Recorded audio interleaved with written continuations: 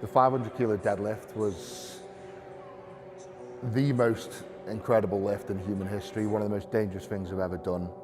When I stepped up to that bar, there was nothing in my mind that doubted myself. When I started to lift it, I actually had my eyes closed because I was in a totally different place. I was in a place where no man's been before. You know, it was the same scenario as probably a mother pulling a burning car off a child. You know, it was those sort of thoughts. It's very, very disturbing, very dark. You know, something I could never openly say. But those are the thoughts you've got to put into your head to lift a weight like that. When I stood there with that bar and I opened my eyes, and just the feeling of looking to a 12,000 strong crowd and like, yes, I've done this. And then I just woke up on my back.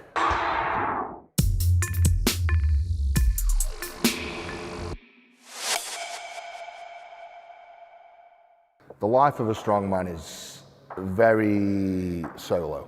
You know, it's a very lonely sport. Every day you've got to get up and you've got to give it your 100%. You've got to do an hour and a half physio every day, an hour and a half hot cold treatment every day, an hour and a half stretching every day. You've then got to go training for 3 or 4 hours, weight training. You've got to do your hours cardio, even to the point where I built my own hyperbaric chamber and I'm spending an hour and a half in my own hyperbaric chamber every night. It's a full-time job. It's not just a fact of going training and lifting weights for 3-4 hours a day. It is a whole combination of things to get this right, and you've got to put yourself in the right position to be the best. Money is a big factor. I was spending 250 quid a week on food. Leading up to a contest, around about 12,500 calories a day. Literally setting alarms on your phone every hour and a half to 2 hours, you've got to eat on the dot. So, and that's including sleep as well. You know, get up at 3 in the morning, I'd be eating raw steaks, protein shakes, up again at 7, full English breakfast. A second breakfast at sort of 10 o'clock, where it'd be fruit, beef jerky. Snacks in between breakfast and dinner would be 150 gram of cashew nuts, litres of cranberry juice, milk, protein shakes. Dinner would be steak and chips, salmon and pasta, chicken and pasta, rice. For pudding, it'd be half a family cheesecake, because we need the calories in there as well. And then a second dinner around about 3 o'clock would be, for example, tuna sandwiches, flapjacks, 5 or 6 portions of fruit, Lucozades, cranberry juice. During training, more cranberry juice with carb powder, litre protein shakes with full fat milk, coconut water after the session to replenish. It'd be home. Evening meal would be a curry, spag bol, steak and chips again, and then the other half of the family cheesecake for pudding. Later on in the night would be protein bars, beef jerky, and then I'd take snacks to bed as well, and that would be usually protein bars or beef jerky and raw steak as well.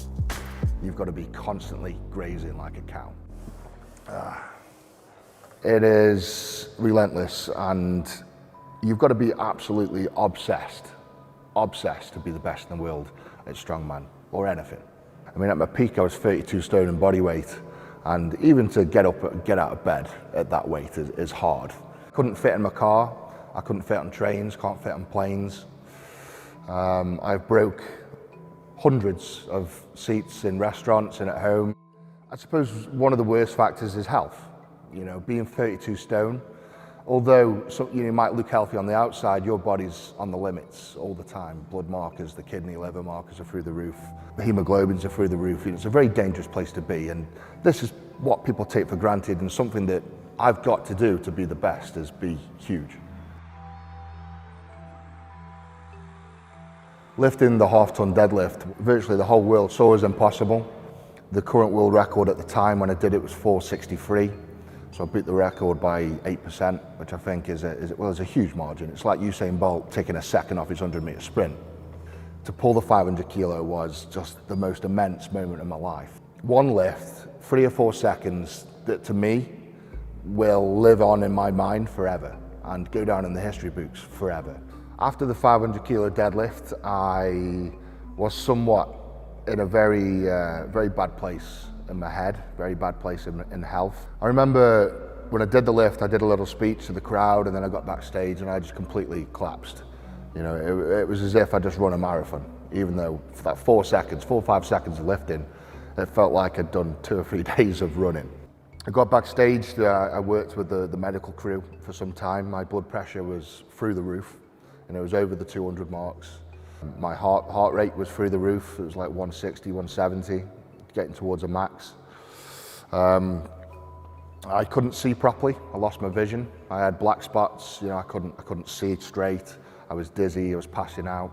I suffered very badly with the symptoms of concussion. I couldn't remember things. Working with my physios, I found 2 or 3 bulged vertebrae in my back. I had very heavy bruising in my spine.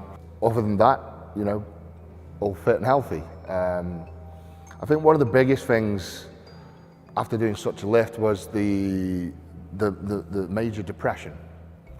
And it's like every sportsman, once you've been on a massive high, there's always a massive low. And it definitely hit me hard. At the end of the day, it doesn't matter who you are and what you do. The next day, you've still got to go back to normal life and take your kids to school and go shopping, and you know better than anybody else. And I suppose that's what every athlete wants. You want that superior feeling all the time, but it doesn't last forever, and that's when the depression hits. But like everything I do in my life, I set goals, I achieve them, and then I move on. I set a new goal. Otherwise, you dwell on that achievement forever. There were three goals I set on my journey when I started out Strongman. Number 1 was to win the World's Strongest Man. Number 2 was to hold a world record in the deadlift. And number 3 was to meet Arnold Schwarzenegger. Now, by this point, I'd done 2 of those. And then it was the World's Strongest Man. People said I was the strongest man that ever walked the planet when I pulled 500 kilos. Then there were people that said, how can he be if he's never won the World's Strongest Man? I can't take criticism very well. I can't take negativity.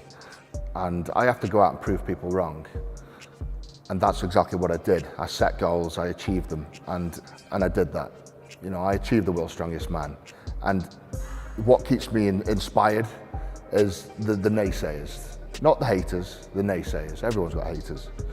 And it's not in a way of, I told you so, ha ha. It's in a way of, you see, if you actually put your heart and soul and mind and dedicate yourself to something, you can achieve great things. Don't be so naive. And that's the message I wish to portray to the world.